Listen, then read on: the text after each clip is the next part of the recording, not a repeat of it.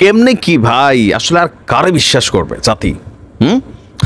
বুঝছে না বিষয়টা হয়ে গেছে নতুন, অতি উত্তেজনায় সম্ভবত বিষয়টারে গোলমাল পাকায় ফেলছিল। মাত্র 2 ঘন্টা আগে আপনাদের একটা নিউজ দিয়েছিলাম যে যুক্তরাষ্ট্রের প্রেসিডেন্ট ডোনাল্ড ট্রাম্প তিনি তারেক রহমান, মির্জা ফখরুল ইসলাম আলমগীর, ইভেন আমির খসরু মাহমুদ চৌধুরীকে ন্যাশনাল প্রেয়ার ব্রেকফাস্ট যেটা, সেখানে তাদেরকে দাওয়াত দিয়েছেন বা আমন্ত্রণ করেছেন। এ নিয়ে যখন সারা বাংলাদেশে বিএনপির নেতাকর্মীরা অনেকে মিষ্টি হয়তো বিতরণ করা শুরু করছে, গণমাধ্যমে তোলপাড়, ঠাস করে মজার সময় একবার সব শেষ করে দিল বাংলাদেশে অবস্থিত যুক্তরাষ্ট্রের দূতাবাস। আমরা মাত্র কয়েক মিনিট আগেই এই নিউজটা দেখলাম যে আপনার ঢাকার মার্কিন দূতাবাস বলছে ন্যাশনাল প্রেয়ার ব্রেকফাস্ট নামে কোনো অনুষ্ঠানের সঙ্গে যুক্তরাষ্ট্রের সরকার সম্পৃক্ত নয়। এখানে একটা প্যাচ আছে, আমি পুরোটা ভিডিও বোঝাচ্ছি যে কি আসলে ন্যাশনাল ব্রেকফাস্ট, আর এটা কবে থেকে চালু হয়েছে, এটা কি মার্কিন সরকারের উদ্যোগে চালিত হয় নাকি অন্য কোনো কিছু, বিষয়টা আসেন। এখানে কিন্তু একটা সূক্ষ্ম প্যাচ আছে, প্যাচটা বোঝানোর আগে দূতাবাসের কথাটা বলছি। আপনার ঢাকার মার্কিন দূতাবাসের মুখপাত্র স্টিফেন ইভেলি তিনি গণমাধ্যমকে জানিয়েছেন IRF শীর্ষ সম্মেলন বা ন্যাশনাল প্রেয়ার ব্রেকফাস্টের আয়োজন বা অর্থায়ন এটা মার্কিন যুক্তরাষ্ট্রের সরকার করে না।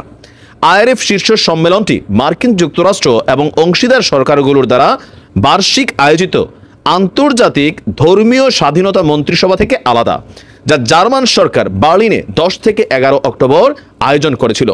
মুখপাত্রের বক্তব্য, মার্কিন যুক্তরাষ্ট্র ধর্ম বা বিশ্বাসের স্বাধীনতা সহ দেশে বিশ্বজুড়ে মানবাধিকার, মৌলিক অধিকার, নাগরিক সমাজের অংশগ্রহণকে স্বাগত জানায়।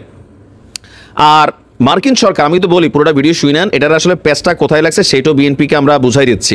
তিনি বলছেন মার্কিন সরকার এবং স্টেট ডিপার্টমেন্ট IRF সামিট বা ন্যাশনাল প্রেয়ার ব্রেকফাস্টের পরিকল্পনা, আমন্ত্রণ, অংশগ্রহণকারীদের পরিচালনা বা প্রভাবিত করা, মানে সরকার কানেক্টেড না। যুক্তরাষ্ট্রের নতুন প্রেসিডেন্ট ডোনাল্ড ট্রাম্পের ন্যাশনাল প্রেয়ার ব্রেকফাস্টে আমন্ত্রণ পাওয়ার যে তথ্য বিএনপির মিডিয়া সেলের সদস্য সাইরুল কবির খান গণমাধ্যমকে জানিয়েছেন। তো এবার আমি সাইরুল কবির খান সহ বিএনপির যারা নেতারা আছেন তাদের উদ্দেশ্যে এটা একটু ক্লিয়ার করে দিচ্ছি আসলে কি এই ন্যাশনাল ব্রেকফাস্ট প্রেয়ার, কবে থেকে শুরু হয়েছে। এটা বেসিক্যালি ধর্মীয় একটা প্রোগ্রাম, সরকারের সাথে না, বাট সেখানে সরকারের অনেকেই দাওয়াত পায়। কথার কথা, ধরেন ডাক্তার ইউনুসরে একটা প্রোগ্রামে দাওয়াত দিছে, সেই প্রোগ্রামে আবার আমারও দাওয়াত দিছে। নিউজটা হয়ে গেল কি যে নাইমকে ডক্টর ইউনুসের আমন্ত্রণ কোথায়, ওই প্রোগ্রামে, কিন্তু তিনি কি আমাকে দাওয়াত দিচ্ছেন না, এটার আয়োজক আলাদা। পেজটা কি আসুন দেখি।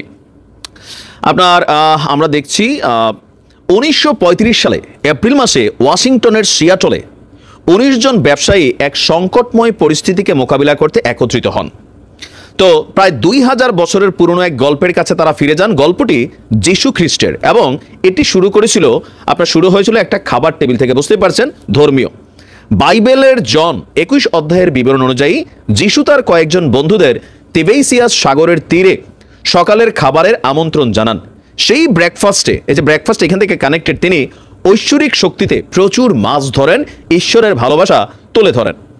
পিটারকে ক্ষমা করার মাধ্যমে যিনি তাকে অস্বীকার করেছিলেন, মানুষের একত্রিত হওয়া, একসঙ্গে খাবার খাওয়া, বন্ধুত্ব গড়া, প্রার্থনার গুরুত্বের কথা তিনি মনে করিয়ে দিয়েছিলেন।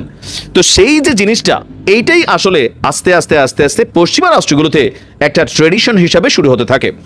আমরা যদি দেখি 1942 সালে আপনার সান ফ্রান্সিসকো, যুক্তরাষ্ট্রের শিকাগো, ফিলাডেলফিয়া, বোস্টন এবং 1942 সালে ওয়াশিংটন ডিসিতে এই উদ্যোগটির শুরু হয়েছিল।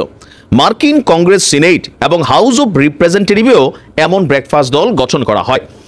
আর আমরা যদি দেখি এই মুহূর্তে এই জিনিসটা প্রায় বিশ্বের 180টি দেশে ছড়িয়ে পড়েছে। যীশু খ্রিস্টের শিক্ষা, নীতিমালা, তার ব্যক্তিত্বকে কেন্দ্র করে গড়ে ওঠা এই প্রাচীন ধারণা আধুনিক সমাজের প্রতিটি স্তরের মানুষের দীর্ঘদিনের চাহিদা পূরণ করছে। তো এখন আমরা নিশ্চয়ই আপনাদেরকে বুঝাইতে পারছি যে একবার সম্ভবত আমরা যদি দেখি, এটা শুরু হয়েছিল 1953 সালে। প্রথম একজন মার্কিন প্রেসিডেন্ট এই প্রোগ্রামে তিনি মানে সেখানে যাওয়া শুরু করেন, এরপরে অনেকে সেখানে যান। প্রোগ্রামটা সঠিক, তবে এটার সাথে যুক্তরাষ্ট্র সরকার যে ট্রাম্প দাওয়াত দিছে তা না, ওই যারা এটার আয়োজক তারা অনেককে দাওয়াত দিচ্ছেন, সারা পৃথিবীর নামি দামি মানুষকে।